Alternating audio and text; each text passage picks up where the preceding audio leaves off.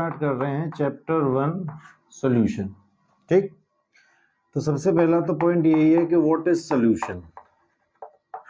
Solution होता क्या है? तो देखो, we have been studying solution from class 9th 10th, है ना, सब में पढ़ाया जाता है। तो व्हाट इज सॉल्यूशन? तो सॉल्यूशन के बारे में बोला जाता है कि अ homogeneous mixture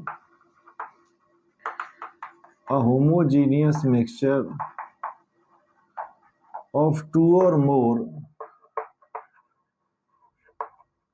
components is called solution। यानी कि जब दो या दो से ज्यादा चीजों को हम मिलाएं और एक होमोजीनियस मिक्सचर बन जाए तो उसे हम कहेंगे सॉल्यूशन। जैसे कि मान लो अगर हमने शुगर और वाटर को ले लिया, शुगर और वाटर को हम मिक्स करेंगे आपस में तो we will get a homogeneous mixture. पानी और चीनी को आप मिलाओगे तो आपको शरबत मिलेगा जो कि एक होमोजीनियस मिक्सचर है। होमोजीनियस मिक्सचर क्या होता है? क्यों भाई? होमोजीनियस मिक्सचर का मतलब है कि जो सॉल्यूट है वो हमारा सॉल्वेंट में कंप्लीटली डिसॉल्व हो जाए, तब जो सॉल्यूशन मिलेगा उसे कहेंगे होमोजीनियस मिक्सचर। ठीक है, होमोजीनियस मिक्सचर। और अगर मैं ऐसे बात करूं कि मान लो हमने चौक को लेके पानी में डिसॉल्व करा दिया तो जो चौक है वो तो पानी में डिसॉल्व नहीं होगी, तो इट इज हेट्रोजीनियस मिक्सचर। ठीक, फिलहाल हम बात ये कर रहे हैं कि होमोजीनियस मिक्सचर जो होगा जिसमें दो या दो से ज्यादा कंपोनेंट भी हो सकते हैं, उसी का नाम क्या रख दिया है? सॉल्यूशन। ठीक, तो a homogeneous mixture of two और more component is called solution. Okay, अब इसको जैसे एग्जांपल अगर मैं ले ही लूं ऐसे, तो जैसे अगर हम ले लें वही सिंपल वाला ले लेते हैं, शुगर और वाटर। तो अगर हम इन दोनों को मिलाएंगे तो क्या मिलेगा? Sugar solution. या फिर मैं इसको सिंपल लैंग्वेज में लिखता हूं कि चीनी और पानी को मिलाओगे आप तो आपको मिलेगा शरबत। अब जो शरबत आपको मिला है this is a homogeneous mixture, और जो होमोजीनियस मिक्सचर होता है उसे हम लोग किस नाम से जानते हैं? It is called solution. ठीक है, तो ये तो हो गया सॉल्यूशन। अब सॉल्यूशन को बनाने में शुगर और वाटर दोनों चीजों का आपने यूज करा है, तो शुगर को आपने कम अमाउंट में लिया है, this is taken in less amount. तो याद रखें, सॉल्यूशन बनाने में जिस कंपोनेंट को आप कम अमाउंट में लेते हैं इट इज कॉल्ड सॉल्यूट। इसे क्या कहेंगे? सॉल्यूट। और सॉल्यूशन को बनाते समय जिस कंपोनेंट को आप लार्ज अमाउंट में लेंगे, जैसे water is taken in large amount, so the component of solution which is taken in large amount, इसे हम लोग क्या कहेंगे? सॉल्वेंट। तो ये हो जाएगा सॉल्वेंट। तो सॉल्यूशन में दो या दो से ज्यादा कंपोनेंट हो सकते हैं। जो कंपोनेंट कम अमाउंट में लिया जाएगा वो सॉल्यूट होगा, जो ज्यादा अमाउंट में लिया जाएगा वो सॉल्वेंट हो जाएगा। तो अगर हम चाहें तो लिख भी सकते हैं सॉल्यूट क्या है। तो सॉल्यूट के बारे में हम लोग लिख सकते हैं the component of solution, the component of solution which is taken in a small amount, which is taken in a small amount। ठीक है, that is called solute। और अगर हम बात करें solvent के बारे में तो what is solvent है? solution का वो component which is taken in large amount is known as solvent। तो इसके बारे में हम क्या लिख सकते हैं? the component of solution which is taken in a large amount, which is taken in a large amount is called solvent। ठीक है, so these are the definitions of solution, solute और solvent। ठीक है, तो बहुत सिंपल है, हम लोग पढ़ते रहे हैं इसको। चलिए आगे बात करेंगे concentration of solution। concentration of solution, देखो what is concentration of solution। किसी भी सॉल्यूशन में कितना सॉल्यूट पड़ा हुआ है, the amount of solute present in solution is known as concentration। ठीक है, मान लो हमारे पास सॉल्यूशन है, उस सॉल्यूशन में कितना सॉल्यूट पड़ा हुआ है, इस चीज को एक्सप्रेस करने के लिए, इस चीज को बताने के लिए हम किसका यूज करते हैं?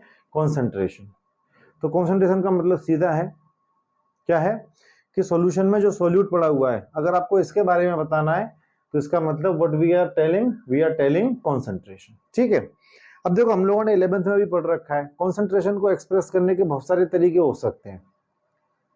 जैसे कि आपको याद होगा मोलैरिटी, मोलैलिटी, मोल फ्रैक्शन, तो बहुत सारे तरीके होते हैं। तो यहाँ पे हम लोग क्या पढ़ रहे हैं, कॉन्सेंट्रेशन ऑफ सोल्यूशन, और वो सारे तरीकों के बारे में हम लोग पढ़ेंगे। बहुत डिटेल में तो 11th में पढ़ाया जाता है, लेकिन फिर भी थोड़ा बहुत हमें जितना इस चैप्टर में जरूरत है वो हम यहाँ पे देखेंगे, ठीक है। तो सबसे पहले तो मैं यहाँ लिख रहा हूं कि concentration of solution can be expressed in following veg, in following veg. कौन कौन से तरीके हो सकते हैं? तो आप लोगों ने पढ़ रखा है मोलैरिटी, क्या फॉर्मूला होता है साहब इसका? तो number of moles of solute upon volume of solution litre, ठीक है। तो सॉल्यूट के मोल ऊपर रख देंगे और सॉल्यूशन का वॉल्यूम कितना लीटर में वो नीचे रख देंगे, दोनों का डिवाइड करेंगे तो क्या आ जाएगा, मोलैरिटी, ठीक। इसी तरीके से नेक्स्ट हमारे पास है मोलैलिटी। मोलैलिटी का फॉर्मूला क्या है? तो number of moles of solute और नीचे क्या आ जाएगा, मास ऑफ सॉल्वेंट, और ये किस में लेना है आपको, केजी में, ठीक है, केजी में। इसी के साथ एक होता है नॉर्मेलिटी। हालांकि नॉर्मेलिटी 12th में ज़्यादा यूजफुल नहीं है, 11th में तो आता है, प्रैक्टिकल में भी इसका यूज होता है, तो मैं लिखवा देता हूँ फॉर्मूला आपको। तो number of equivalent of solute upon volume of solution in litre, इसी के जैसा है, मोलैरिटी के जैसे ही होता है, बस यहाँ पे number of moles of solute है या number of equivalent of solute हो जाएंगे, ठीक। इसी के साथ ऐसे हमारा मोलैरिटी हो गया, मोलैलिटी, नॉर्मलिटी, आगे आ जाएगा मोल फ्रैक्शन। तो अगर किसी भी सॉल्यूशन में किसी कंपोनेंट का मोल फ्रैक्शन बताना हो तो बहुत आसान तरीका है, किसी भी सॉल्यूशन में जिस कंपोनेंट का मोल फ्रैक्शन बताना हो वो कंपोनेंट के मोल ऊपर और टोटल मोल नीचे। ये भी 11th में पढ़ रखा है आप लोगों ने। तो number of moles of one component, जिस भी कंपोनेंट का मोल फ्रैक्शन बताना है उसके मोल ऊपर और नीचे क्या आ जाएगा, टोटल मोल्स, ठीक। जैसे कि मान लो अगर शुगर सॉल्यूशन की अगर हम बात करें और हमसे कह रहा है कि भाई मोल फ्रैक्शन ऑफ शुगर बताइए, तो हम क्या करेंगे, शुगर के मोल ऊपर और टोटल मोल नीचे आ जाएंगे, शुगर प्लस वाटर दोनों के मोल नीचे आ जाएंगे, दोनों का डिवाइड करेंगे, शुगर के मोल ऊपर टोटल मोल नीचे, और दोनों को डिवाइड करेंगे तो क्या आ जाएगा, मोल फ्रैक्शन ऑफ शुगर आ जाएगा, ठीक। इसी के साथ एक होता है परसेंट मास बाई मास, ठीक। तो हम परसेंट मास बाई मास या वेट बाई वेट में भी हम क्या बता सकते हैं, कॉन्सेंट्रेशन बता सकते हैं। क्या तरीका है, तो ये होगा मास ऑफ सॉल्यूट ग्राम में, सॉल्यूट का मास ऊपर और मास ऑफ सॉल्यूशन ग्राम में, और इनटू क्या हो जाएगा, 100। इसी के साथ एक और होता है परसेंट वॉल्यूम बाय वॉल्यूम, इसमें भी हमें कॉन्सेंट्रेशन बताना पड़ सकता है। तो इसके लिए हम लोग क्या करेंगे, वॉल्यूम ऑफ सॉल्यूट, सॉल्यूट का वॉल्यूम ml में, और नीचे क्या ले लेंगे, वॉल्यूम ऑफ सॉल्यूशन वो भी ml में, और ये क्या हो जाएगा, मल्टीप्लाई बाय 100, ठीक है। तो सॉल्यूट का मास ग्राम में, सॉल्यूशन का मास ग्राम में, multiply 100, volume of solute ml में, वॉल्यूम ऑफ सॉल्यूशन ml में, मल्टीप्लाई 100। चाहे तो दोनों को केजी में ले सकते हैं और यहाँ दोनों को लीटर में भी ले सकते हैं, बट एक ही बात का ध्यान रखना है, both should be in same unit, ठीक है। तो ये हो जाएगा। इसके अलावा एक होता है आपका परसेंट वेट बाई वॉल्यूम, तो इसमें हमें क्या करना है, सॉल्यूट का तो मास ले लेना है और सॉल्यूशन का वॉल्यूम, तो यहाँ पे हो जाएगा मास ऑफ सॉल्यूट ग्राम में और वॉल्यूम ऑफ सॉल्यूशन ये आप ले लेंगे किसमें, ml में, इंटू 100, ठीक। नेक्स्ट एक और है आपके पास, एक होता है strength of solution, strength of solution, ये प्रैक्टिकल के पॉइंट ऑफ व्यू से तो इंपॉर्टेंट है। तो स्ट्रेंथ ऑफ सॉल्यूशन अगर हमें निकालनी हो तो कैसे निकालेंगे? तो इसके लिए आप क्या करेंगे, मास ऑफ सॉल्यूट ग्राम में ऊपर ले लेंगे और नीचे आ जाएगा वॉल्यूम ऑफ सॉल्यूशन लीटर में। इसमें कोई मल्टीप्लाई नहीं करना है 100 का, क्योंकि हम यहाँ परसेंटेज नहीं निकाल रहे हैं, ठीक है। तो स्ट्रेंथ ऑफ सॉल्यूशन कैसे निकालेंगे, मास ऑफ सॉल्यूट ऊपर, वॉल्यूम ऑफ सॉल्यूशन लीटर में नीचे, दोनों को आप डिवाइड कर दीजिए। एक और है लास्ट, पीपीएम, पार्ट्स पर मिलियन, ठीक है। तो अगर पीपीएम बताना हो तो कैसे बताएंगे आप, मास ऑफ सॉल्यूट ग्राम में ले लीजिए और मास ऑफ सॉल्यूशन भी ग्राम में ले लीजिए और मल्टीप्लाई 10 टू पावर 6। अब ये 10 टू पावर 6 का मतलब क्या है, 1 मिलियन, 1 मिलियन में से निकालना है। तो जैसे हम परसेंटेज निकालते हैं तो 100 की जगह पे हमें क्या कर देना है यहाँ पे 10 to power 6। So these are the various ways to express the concentration of solution, ठीक है। किसी भी सॉल्यूशन की कंसंट्रेशन हम मोलरिटी के टर्म्स में, मोलरिटी के टर्म्स में, normality, mole fraction, percent mass by mass, percent volume by volume, percent mass by volume, strength of solution, ppm, इनमें से किसी भी टर्म में हम कंसंट्रेशन ऑफ सॉल्यूशन को एक्सप्रेस कर सकते हैं, ठीक है। ये नोट करिए, फिर आगे बढ़ते हैं। तो देखो अब यहाँ पे क्या है कि हमने बहुत सारे फॉर्मूले लिख दिए कंसंट्रेशन के बारे में। अब यहाँ पे 2 kind of questions are asked in board exam. एक तो ये पूछा जाएगा कि आपको कुछ गिवन वैल्यूज दे देगा, कुछ वैल्यूज आपको दे देगा और उससे आपसे कहेगा मोलरिटी बताओ, मोलरिटी बताओ, मोल फ्रैक्शन बताइए। तो ये तो जो क्वेश्चन है ये आसान से क्वेश्चन होंगे, ठीक है। दूसरा क्वेश्चन क्या होता है, इंटर कन्वर्जन टाइप क्वेश्चंस। वहां पे क्या है कि आपको मोलरिटी दे देगा, मोलरिटी पूछ लेगा, परसेंट मास बाई मास दे देगा तो मोलरिटी पूछ लेगा। वहां इस तरह के क्वेश्चंस भी आते हैं। तो we will solve both kind of questions, ठीक है। बोर्ड में दोनों ही आते रहते हैं, लेकिन उससे पहले थोड़ी सी बात हम करेंगे मोलरिटी और मोलरिटी के बारे में। तो मैं जरा यहाँ पे लिख रहा हूं मोलरिटी के बारे में। तो if I see definition of molarity क्या होगी, ये एक्चुअली वैसे तो ये डेफिनेशन मोलरिटी मोलरिटी का 11th में होता है सारा का सारा, लेकिन ये बोर्ड में आ चुका है कई बार, define molarity, molarity, mole fraction. तो इसलिए we are writing the definitions here. तो मोलरिटी के लिए क्या डेफिनेशन होगा, the number of moles of solute present in 1 litre solution is called molarity, is called molarity, ठीक है। तो 1 लीटर सॉल्यूशन में the number of moles of solute present in 1 litre solution is called molarity. Formula मैंने अभी अभी बताया था, क्या फॉर्मूला होता है इसका, मोलरिटी का फॉर्मूला होता है number of moles of solute.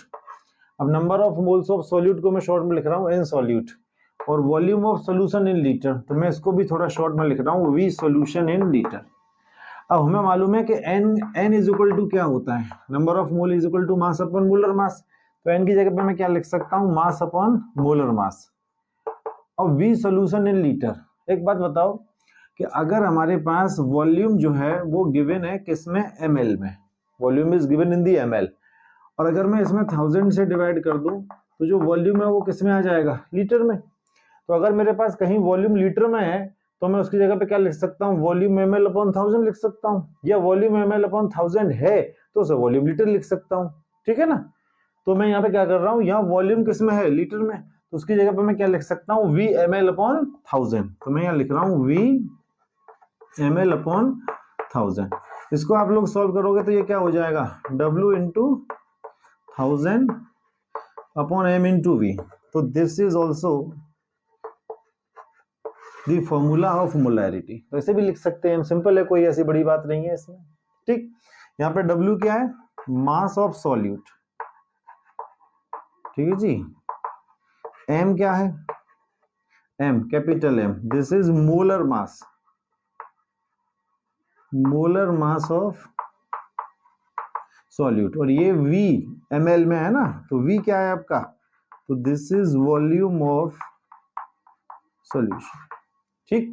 तो मोलरिटी का ये फॉर्मूला तो आपका है ही है, हम चाहें तो इसको ऐसे भी लिख सकते हैं, ठीक। अगर हमें क्वेश्चन में n सॉल्यूट और वॉल्यूम सीधा ही दे रखा है तो यहां लगा लो, अगर आपको मास वगैरह दे रखा है सोल्यूट का तो आप ये वाला फॉर्मूला लगा सकते हैं। ठीक, इसके साथ साथ अगर मैं आगे बढ़ूं तो बात कर रहे हैं नंबर 2 मोलैलिटी के बारे में। Molality, what is the definition? तो इसके लिए है the number of moles of solute, the number of moles of solute present in 1 kg solvent, ठीक है, इज कॉल्ड मोलैलिटी। तो ये डेफिनेशन थोड़ा देख लेना, वैसे तो 11th का है, बस लिखवाई दे रहा हूँ क्योंकि एग्जाम में आती रही है इस वजह से। ठीक, तो क्या है? Number of moles of solute, है ना, मोल्स के सॉल्यूट कितने, जो 1 kg सॉल्वेंट में प्रेजेंट है, उसे हम लोग क्या कहेंगे? मोलैलिटी। ठीक है, तो number of moles of solute present in 1 kg solvent is called molality. Molality का फॉर्मूला क्या होगा? तो वो हमने लिखा है अभी एन सॉल्यूट, है ना, number of moles of solute upon mass of solvent KG हो जाएगा। तो मैं शॉर्ट में लिख रहा हूँ मास ऑफ सॉल्वेंट किस में आ जाएगा? ये केजी में। ठीक, तो this is the formula of molality, जो अभी हमने थोड़ी देर पहले भी लिख चुके हैं।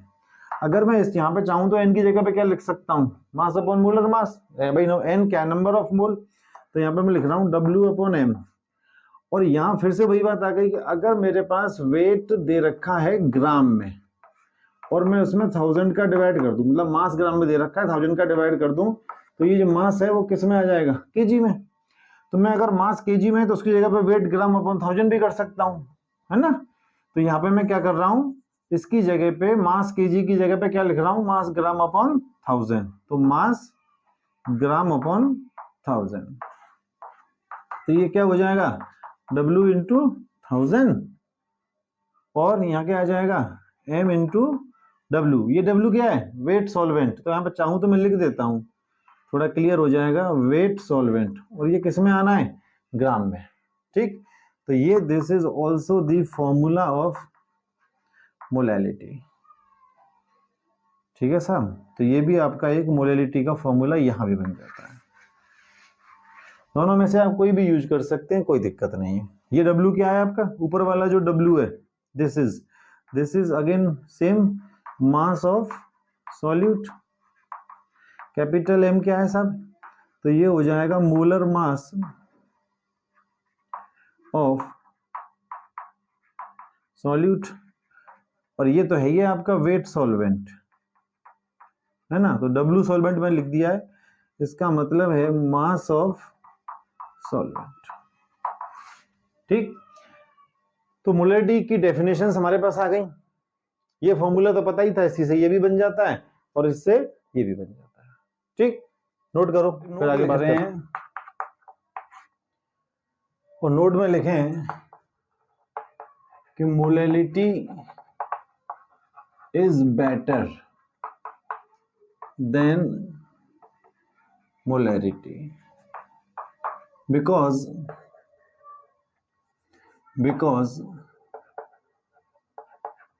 molarity is temperature dependent, ठीक है, while molality is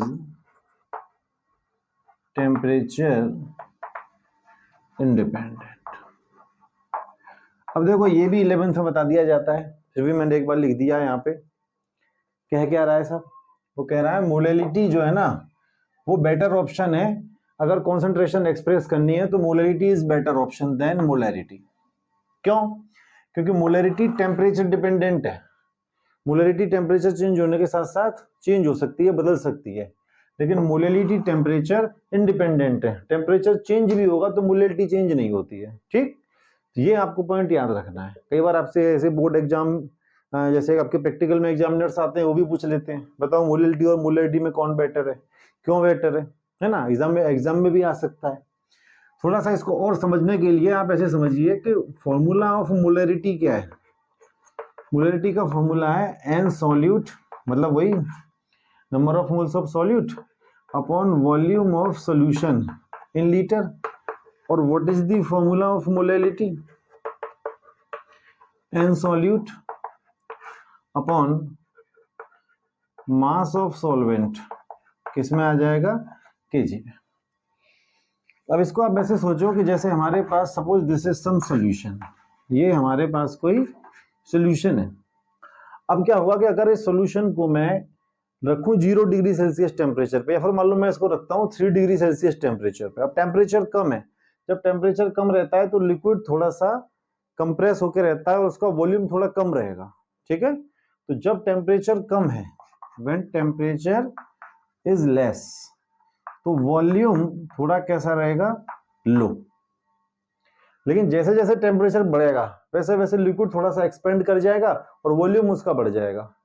तो अगर कम टेम्परेचर पे इसका वॉल्यूम कम है, टेम्परेचर कम है तो इसका वॉल्यूम कम रहेगा, और जब वॉल्यूम कम रहेगा तो मोलेरिटी की वैल्यू थोड़ी सी ज्यादा आएगी। लेकिन जैसे जैसे सॉल्यूशन का टेम्परेचर इंक्रीज होगा तो जो लिक्विड है वो थोड़ा एक्सपेंड हो जाएगा, उसका वॉल्यूम बढ़ जाएगा, और वॉल्यूम बढ़ जाएगा तो मोलेरिटी थोड़ी कम हो जाएगी। बात समझ पा रहे हैं? तो कम टेम्परेचर पे वॉल्यूम कम है तो मोलेरिटी थोड़ी ज्यादा रहेगी, क्योंकि दोनों इन्वर्सली प्रोपोर्शनल है। क्यों भाई? क्योंकि दोनों इन्वर्सली प्रोपोर्शनल है। लेकिन अगर टेम्परेचर आप बढ़ाएंगे तो वॉल्यूम थोड़ा बढ़ जाएगा, एक्सपेंड हो जाएगा लिक्विड, और वॉल्यूम बढ़ते ही मोलेरिटी कम हो जाएगी। इसका मतलब सेम सॉल्यूशन का मोलेरिटी अलग अलग टेम्परेचर पे अलग अलग हो सकता है, ठीक है ना। तो molarity is totally temperature dependent, ये टेम्परेचर पर डिपेंड कर रहा है। लेकिन if I talk about the molarity, तो मोलेरिटी के केस में ऐसा नहीं है। व्हाई? क्योंकि मास ऑफ सॉल्वेंट, तो मास ऑफ सॉल्वेंट या mass of solvent is always constant no matter what is the temperature. आप टेम्परेचर चाहे कम रखो चाहे ज्यादा रखो, जो मास है वो तो सेम ही रहेगा। मान लो अगर किसी लिक्विड का मास 1 kg है, अब टेम्परेचर कम रहे या ज्यादा रहे तो लिक्विड एक्सपेंड या कंप्रेस तो कर सकता है, लेकिन उसका मास तो नहीं चेंज होगा ना। Mass of liquid is always constant, तो मास जब कांस्टेंट रहेगा तो मोलेरिटी भी हमेशा कांस्टेंट रहेगी, ठीक।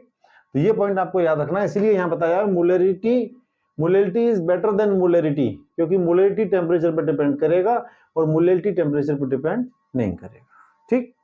तो एक तो आप ये याद रखना है, ठीक है। इसको लिखने का जरूरत नहीं है, केवल अपना नोट आप लिख दीजिए।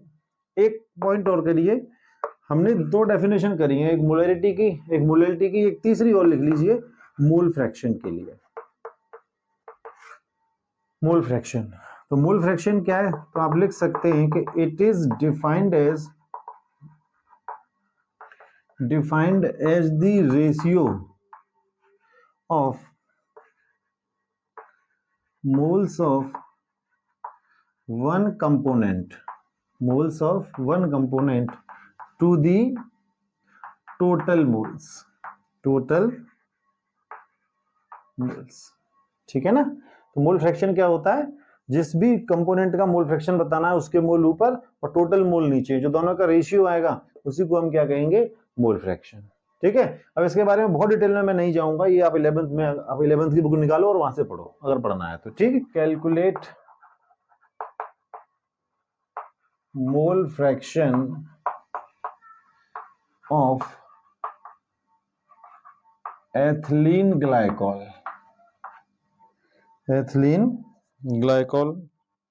और इसका फॉर्मूला लिख लें, मॉलिक्यूलर फॉर्मूला C2H6O2, ठीक है। Calculate the mole fraction of ethylene glycol in its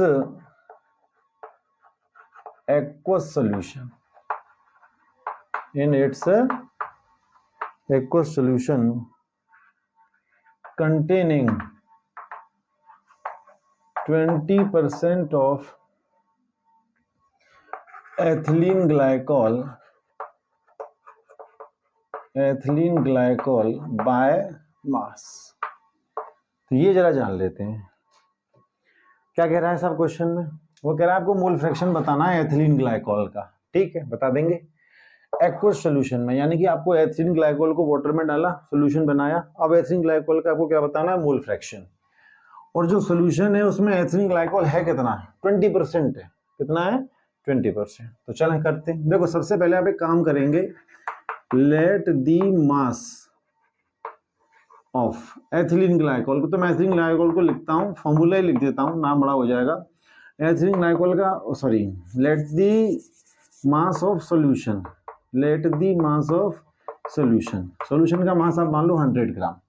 अब वो कह रहा है 20% एथिलीन ग्लाइकोल है, तो मास ऑफ एथिलीन ग्लाइकोल कितना हो जाएगा? मास ऑफ एथिलीन ग्लाइकोल हो जाएगा 20 ग्राम। भाई सोल्यूशन 100 ग्राम है, एथिलीन ग्लाइकोल 20% है, तो एथिलीन ग्लाइकोल कितना हो जाएगा? 20 ग्राम। आपको 100 ग्राम का 20% निकालोगे 20 ग्राम आ जाएगा। अब मास ऑफ वाटर क्या हो जाएगा? जब 100 ग्राम है 20 ग्राम तो एथिलीन ग्लाइकोल ही है, तो वाटर कितना होगा? 100 माइनस 20 यानी कि 80 ग्राम। ठीक, इसका मतलब ये हुआ कि आपके पास एक सोल्यूशन है और उस सोल्यूशन में एथिलीन ग्लाइकोल कितना है? दिस इज 20 ग्राम। और वाटर कितना है साहब आपके पास? तो वाटर है 80 ग्राम। अब हमसे कह रहा है कि आपको क्या बताना है? मोल फ्रैक्शन ऑफ एथिलीन ग्लाइकोल। तो देखो, mole fraction is denoted by x, और मोल फ्रैक्शन बताना किसका है? एथिलीन ग्लाइकोल C2H6O2 का। तो मोल फ्रैक्शन का फॉर्मूला क्या होता है? एन एथिलीन ग्लाइकोल, जिसका मोल फ्रैक्शन बताना है उसके मोल ऊपर और टोटल मोल नीचे। तो यहाँ पे क्या हो जाएगा? एन यानी कि moles of ethylene glycol plus moles of water. ठीक, तो यहाँ पे हमें सबसे पहले दोनों के मोल चाहिए। तो मोल के लिए मैं क्या करूंगा? मास अपॉन मोलर मास। अब मास कितना है आपका? 20, और एथिलीन ग्लाइकोल का मोलर मास कितना होगा?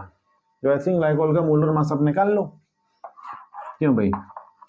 C2H6O2, तो ये हो जाएगा कार्बन का 12, 12 2 24, और ये 6 और ये 32, ये कितना हो जाएगा? 30 और ये 32, यानी कि दिस इज 62।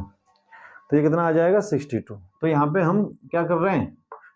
एथिलीन ग्लाइकोल के मोल पता कर रहे हैं पहले, मास अपॉन मोलर मास से। तो 20/62, इसको आप लोग सॉल्व कर लेना, तो आंसर आ जाएगा 20/62 का 0.32। तो ये आ गए मोल्स ऑफ एथिलीन ग्लाइकोल। अगर हम इसके मोल पता करें वाटर के, तो वाटर के मोल कैसे निकलेंगे? फिर वही मास अपॉन मोलर मास। अब मास कितना है? 80 ग्राम, और मोलर मास वाटर का 18 होता है, तो ये आ जाएगा सॉल्व करके 4.44। देखो, कैलकुलेशन मैं यहाँ नहीं करूंगा, calculation is not that important, because if I do all the calculation अगर it will take lot of time. तो कैलकुलेशन तो आप लोगों को खुद ही करनी पड़ेगी। ठीक है, बस मैं बता देता हूँ सीधा सीधा। तो इसके मोल आ गए हमारे, मोल ऑफ एथिलीन ग्लाइकोल 0.32 और मोल ऑफ वाटर आ गए 4.44। अब इनको उठा के यहाँ रख दीजिए, तो ये हो जाएगा मोल fraction of ethylene glycol. Mole of ethylene glycol कितना है? 0.32, और यहाँ जाएगा नीचे 0.32 प्लस 4.44। इसको आप लोग सॉल्व कर लेना। तो सॉल्व करने के बाद ये आंसर आ जाएगा 0.068, 0.068। तो this is the answer, C2H6O2। ठीक है, 0.068। ठीक, ये। अब देखो, इसमें एक चीज और ध्यान रखना, आपको पहले से मालूम हो तो अच्छी बात है। एक पॉइंट है, और पॉइंट ये है कि द सम ऑफ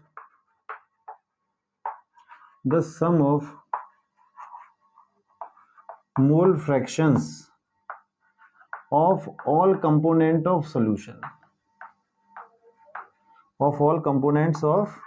solution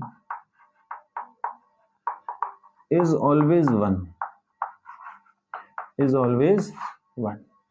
क्या मतलब है इसका? तो इसका मतलब यह है कि अगर किसी सॉल्यूशन के अंदर 2 कंपोनेंट है, 3 कंपोनेंट है, तो उन सारे कंपोनेंट का जब हम मोल फ्रैक्शन निकालेंगे और उसको जब हम ऐड करेंगे, सबका जो सम आएगा वो हमेशा कितना आएगा? 1। जैसे कि अगर मैं बात करूं इस वाले सॉल्यूशन की, तो इट हैज 2 कंपोनेंट, एक तो इसमें है एथिलीन ग्लाइकोल, दूसरा वाटर है। तो दोनों का मैं अगर अलग अलग मोल फ्रैक्शन निकाल लूं और फिर उनका सम कर दूं, तो आंसर कितना आएगा? 1। इसका मतलब ये हुआ, हालांकि यहाँ पूछा नहीं है, यहाँ पे पूछा है मोल फ्रैक्शन ऑफ एथिलीन ग्लाइकोल, वो हमने बता दिया। हम मोल फ्रैक्शन ऑफ वाटर भी बता सकते हैं। कैसे बताएंगे मोल फ्रैक्शन ऑफ वाटर? तो उसके लिए आपको क्या करना पड़ेगा? XH2 मतलब, और XC2H6O2 इज इक्वल टू 1, यानी कि मोल फ्रैक्शन ऑफ वाटर और mole fraction of ethylene glycol is equal to 1, है ना? बता दिया ना आपको यहाँ पे कि सॉल्यूशन के अंदर जितने भी कंपोनेंट हैं उन सब के मोल फ्रैक्शन का सम हमेशा कितना होगा? 1। तो 1 होगा। अब हमको ये तो मालूम है, हमें ये पता करना है, तो इसको हम इधर ले जाएंगे तो ये क्या हो जाएगा, x H2O 1 minus x C2H6O2। अब 1 माइनस ये वैल्यू आप यहाँ से लिख दो 0.068, इसको आप सॉल्व कर लेना, तो ये आंसर आ रहा है आपका 0.932।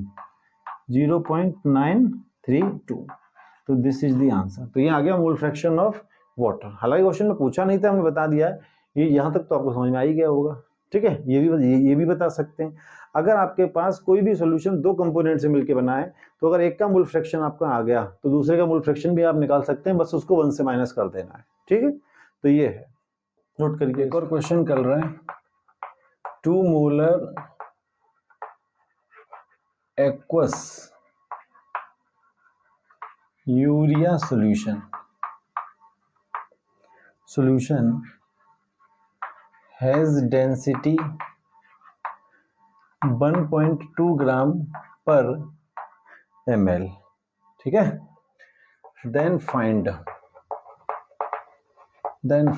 इसमें आपको कई सारी चीजें बतानी है। पहला है molality, next is percent mass by mass, third percent mass by volume, और number 4 mole fraction of urea. ठीक, so this is your question. तो यहां देख लें जरा, 2 मोलर एक्वस यूरिया सॉल्यूशन है जिसका डेंसिटी कितना है 1.2 ग्राम पर ml, और आपको क्या क्या बताना है, मोलैलिटी बताना है, percent mass by mass, percent mass by volume, mole fraction of urea, ये सारी चीजें आपको बतानी है। ठीक है, तो करते हैं जरा। तो सबसे पहले आप ये देखो कि गिवन क्या है क्वेश्चन में, हमको क्या क्या उसने दे रखा है। तो वो कह रहा है 2 मोलर एक्वस यूरिया सॉल्यूशन, इसका मतलब सॉल्यूशन की मोलरिटी कितनी है। क्यों भाई, मोलरिटी हो गई 2 मोलर, इसका मतलब 2 moles of urea present in 1 litre solution, यानी कि 2 मोल यूरिया के पड़े हुए हैं किसमें, 1 लीटर सॉल्यूशन में। 2 मोल यूरिया के पड़े हुए हैं 1 लीटर सॉल्यूशन में, यही तो होता है 2 मोल पर लीटर। ठीक, तो एक काम करते हैं, इसमें मैं बहुत सारी चीजें बतानी है, तो मैं सबको जरा अलग अलग लिख लेता हूँ। यहाँ तो मैं लिख रहा हूँ सॉल्यूट के बारे में, यहाँ पे हम लिख रहे हैं सॉल्वेंट के लिए, ठीक है, और यहाँ पे हम लिख रहे हैं सॉल्यूशन के लिए। अब आप ये देखो कि सॉल्यूट के मोल कितने हैं, वो कह रहा है 2 मोल, यूरिया के कितने मोल हैं 2 मोल, और सॉल्यूशन कितना है 1 लीटर, तो वॉल्यूम ऑफ सॉल्यूशन कितना है 1 लीटर, जिसको मैं चाहूँ तो क्या लिख सकता हूँ 1000 ml। अब देखो सॉल्यूशन का डेंसिटी भी दे रखा है, डेंसिटी ऑफ द सॉल्यूशन, तो D गिवन है, तो 1.2 ग्राम पर ml। तो वॉल्यूम हमको मालूम है, सॉल्यूशन का डेंसिटी मालूम है, तो मास भी निकाल सकते हैं यहाँ से। भाई V इज इक्वल टू क्या होता है, sorry D is equal to क्या होता है M अपॉन V, तो M इज इक्वल टू क्या हो जाएगा D upon V, sorry D into V, M is equal to क्या हो जाएगा D इंटू V, तो 1.2 और वॉल्यूम कितना है आपका 1000, तो ये हो जाएगा 1200 ग्राम। तो ये आ गया वॉल्यूम ऑफ सॉल्यूशन कितना आ गया 1200 ग्राम। अगर हम यहाँ बात करें एन सॉल्यूट के बारे में, तो मोल्स ऑफ यूरिया कितने हैं 2 मोल, ठीक है, मोलर मास कितना होगा यूरिया का, तो यूरिया का मोलर मास अगर मैं निकालूं तो यह निकाल सकता हूं। क्यों भाई, what is the formula of urea, है ना, इसका हो जाएगा 14, ये 2, कार्बन का 12, ऑक्सीजन का 16, नाइट्रोजन का फिर से 14 और 2 हाइड्रोजन का 2, इसको आप जोड़ लेना 60 आ जाएगा। तो इसका मतलब मोलर मास ऑफ यूरिया कितना है 60 ग्राम पर मोल। आपका फॉर्मूला क्या है N is equal to W upon M, N और M मालूम है तो W हम निकाल सकते हैं, W means mass of solute, तो N इंटू M। अब N कितना है 2 मल्टीप्लाई 60 यानी कि 120 ग्राम। तो जो आपका टोटल सॉल्यूशन है उसका वॉल्यूम आ गया कितना, उसका मास आ गया 1200 ग्राम। वॉल्यूम 1 लीटर है, 1000 ml हो गया, मास आ गया 1200 ग्राम, टोटल सोल्यूशन का मास 1200 ग्राम, सॉल्यूट का मास 120 ग्राम। तो आपको मालूम है सॉल्यूट प्लस सॉल्वेंट, सॉल्यूट और सॉल्वेंट मिलके बनाते हैं सॉल्यूशन। तो अब अगर आपको सॉल्वेंट का मास बताना है तो सॉल्यूशन के मास में से आपको सॉल्यूट का मास माइनस करना पड़ेगा। तो यहां आ जाएगा मास ऑफ वाटर, भाई सॉल्वेंट क्या वाटर ही तो है, तो ये हो जाएगा 1200 माइनस 120। तो इसको आप सॉल्व करोगे तो ये हो जाएगा 1080 ग्राम। अगर हम इसको केजी में लिखना चाहें तो लिख सकते हैं 1.08 केजी। ठीक, मोल फ्रैक्शन के लिए हमें इसका मोल भी पता करना पड़ सकता है, तो मोल पता करना पड़ेगा तो क्या हो जाएगा मोल का लिए फॉर्मूला क्या है, मास अपन मोलर मास, और मास कितना है 1080 और मोलर मास कितना होता है वाटर का 80।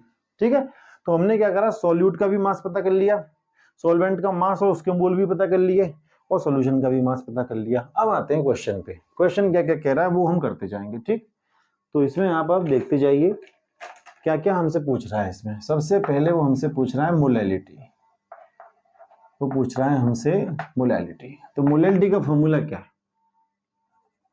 पहले केस में वो हमसे क्या पूछ रहा है साहब, वो कह रहा है भाई मोलैलिटी बताइए। तो चलिए मोलैलिटी हम बता देते हैं, लेकिन मोलैलिटी का फॉर्मूला क्या है, तो इसका फॉर्मूला होता है मोलैलिटी का एन सॉल्यूट और मास ऑफ सॉल्वेंट, किसमें, केजी में। अब एन सॉल्यूट कितना है आपका 2 है ना, मोल्स ऑफ सॉल्यूट कितना है 2, और मास ऑफ सॉल्वेंट केजी में कितना है 1.08। इसको आप लोग सॉल्व करना पड़ेगा। देखो सॉल्व आपको खुद ही करना पड़ेगा, मैं आपको सॉल्व करके यहाँ नहीं दिखाऊंगा। तो इसका आंसर आ जाएगा 1.86 मोल पर केजी। ठीक, दिस इज फर्स्ट। अगर सेकंड वाले की मैं बात करूं तो सेकंड वाले में क्या पूछ रहा है वो, परसेंट मास बाई मास। तो इसका फॉर्मूला क्या रहेगा, तो इसका रहेगा percent mass by mass is equal to mass of solute gram में और मास ऑफ सॉल्यूशन भी ग्राम में मल्टीप्लाई 100। अब सॉल्यूट का मास कितना है, सॉल्यूट का मास है 120 ग्राम और सॉल्यूशन का मास कितना है 1200 ग्राम। तो ये आ जाएगा कितना 120 1200 मल्टीप्लाई 100। तो ये 2 जीरो से 2 जीरो चले जाएंगे, 12 से ये कैंसिल हो जाएगा, तो यहाँ आ जाएगा कितना 10%। ठीक, थर्ड जो है, थर्ड हमसे क्या पूछ रहा है थर्ड में हमसे पूछ रहा है परसेंट वेट बाई वॉल्यूम या परसेंट मास बाई वॉल्यूम। तो परसेंट मास बाई वॉल्यूम कैसे बताएंगे, मास ऑफ सॉल्यूट, ठीक है जी, ग्राम में, और मास ऑफ सॉल्यूशन किस में आ जाएगा ml में इंटू 100। और मास ऑफ सॉल्यूट ग्राम में कितना है 120 120, और सॉल्यूशन का मास जो है, अच्छा वेट बाई वॉल्यूम, तो यहाँ वॉल्यूम आ जाएगा ना, वॉल्यूम ऑफ सॉल्यूशन ml में है ना, ऊपर ग्राम में नीचे ml में। तो ml में कितना आ रहा है, ये आ रहा है 1000 ml मल्टीप्लाई बाय 100। तो 2 जीरो से 2 जीरो ये भी चला जाएगा, ये आ जाएगा आपका 12%। ठीक, तो ये आ गए आपके। अब आपका एक लास्ट बच गया मोल फ्रैक्शन ऑफ यूरिया। तो मोल फ्रैक्शन ऑफ यूरिया आप कैसे बताएंगे हैं, तो पहले एक काम करो, ये पूरा नोट करो, फिर उसके बाद हम बात करते हैं मोल फ्रैक्शन ऑफ। पूछ रहा है मोल फ्रैक्शन ऑफ यूरिया, तो क्या कह रहा है भाई, मोल फ्रैक्शन ऑफ यूरिया बताइए। ठीक है, मोल फ्रैक्शन ऑफ यूरिया उसने हमसे पूछा है, तो कैसे निकालेंगे, x urea is equal two moles of urea on moles of urea plus moles of water. ठीक है, जिसका मोल फ्रैक्शन पूछता है उसके मोल ऊपर, बाकी सारे मोल नीचे। अब यूरिया के कितने मोल हैं 2 मोल, और वाटर के मोल कितने 1080/18। ठीक, तो ये हो जाएगा 2/2 प्लस 1080/18। अब कैलकुलेशन में नहीं करूंगा, ये आपको सॉल्व करना पड़ेगा खुद ही, और इसका जो फाइनल आंसर आ जाएगा वो होगा 0.0323। ठीक है, 0.0323। सो this is your final answer. ये हो गया मोल फ्रैक्शन ऑफ यूरिया।